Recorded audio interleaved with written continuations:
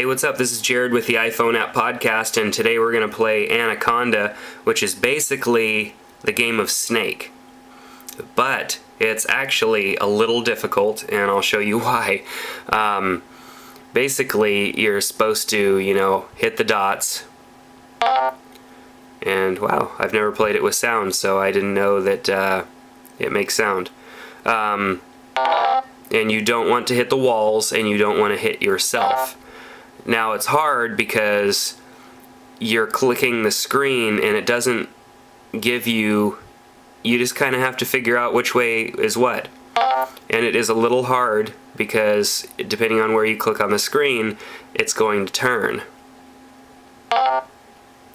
Now, keep in mind, no touching walls. Oops, I went right around them. And don't run into yourself. See, that's one thing that confuses me is without arrows to click on to tell you what direction you're going, I sometimes click the wrong way. So it does make it a little more difficult, but that's okay. Difficulty is a good thing. Adds a little bit of a challenge, means you really got to be paying attention to this game. So it's a fun game though. I mean, if you remember back in the cell phone days, ooh, my goodness, I need to stop talking and start playing.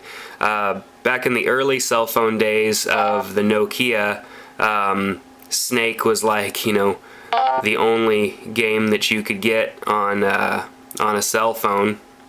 See, and the green ones disappear after a while, and so you have to be quick to get to them. The red ones, oh goodness, see, look at that. It's kind of difficult for me because I don't have arrows to click on. So the red ones don't disappear until you go over them.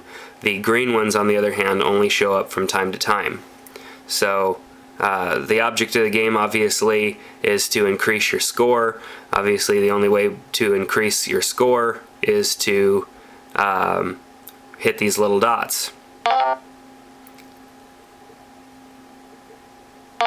Alright, well, I think I just beat my last high score. Oh. That was lame. Look at that. See, I got cocky and, oops, I spelled my name right. Anyways, so that's the game right there, and it's actually quite fun. If you turn the sound off on the side of your phone, then it's gonna mute the sound to the game, which I've noticed that some games don't mute when you do that.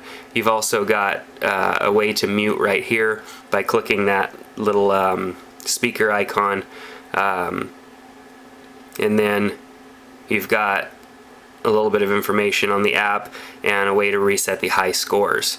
So this is a fun game, Anaconda, which basically is Snake, for those of you who know what Snake is. Fun game. I recommend downloading it because it's a very fun game and challenging, obviously. I can't walk and talk at the same time, nor play Snake or Anaconda and tell you about how my high score is whatever. I'm done. So, GoDaddy.com, save some money over at GoDaddy, and help support the podcast. iPhone, iPhone 1, and iPhone 2 over at GoDaddy. So, that's it. That's it for the iPhone app podcast today. Thanks for checking out the podcast. Hope to see you back next time, where we review apps every day, a new app every day, and we're over 100 apps now reviewed, which is pretty exciting. So go over and check out the iPhoneAppPodcast.com, where all of the app reviews are searchable by cost, by category, and yes, it's just amazing. So until next time, this is Jerad with the iPhone App Podcast. Take care.